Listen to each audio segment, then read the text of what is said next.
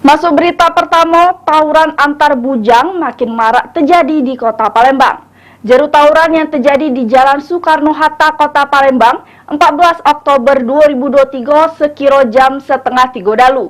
Memakan korban jiwa, 2 diantaranya mengalami luka serius hingga dibawa ke rumah sakit.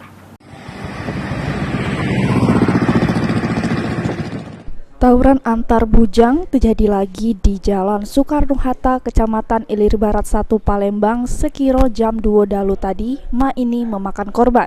Diketahui kalau jumlah korban akibat tawuran ini sebanyak 3 wong, yaitu berinisial Z 13 tahun, T 16 tahun, dan AD 22 tahun.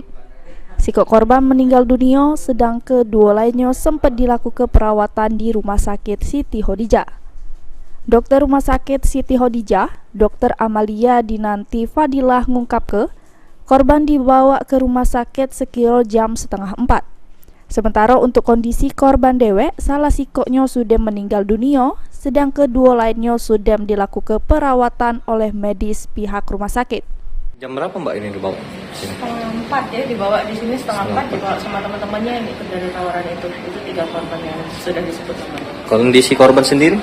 Ketiga? Kalau untuk kondisi korban yang pertama tuh datang, dia sudah tidak bernyawa, datang di sini, ada luka di bagian tubuh, kedalamannya sekitar 4 cm, kemungkinan meninggal karena ada masalah di paru-parunya, lukanya luka tusuk sampai tembus ke dalam. Mendapat pertolongan medis di sini? Betul, karena pertolongan medisnya begitu pasien datang, setengah 4 kita langsung karena dengan perdarahan aktif dan terutama satu dengan kondisi tidak sadar, jadi tim yang ada menjaga di IGD itu sudah sangat sigap untuk langsung mengobati dari pasien-pasien yang datang. Ini korban AD 22 tahun yang meninggal dunia sudah dibawa ke Rumah Sakit Bayangkara Palembang. Sementara korban T masih menjalani perawatan, sedangkan Z diaman ke pihak polisi guna dimintai keterangan lebih lanjut. Lutfi, PAL TV.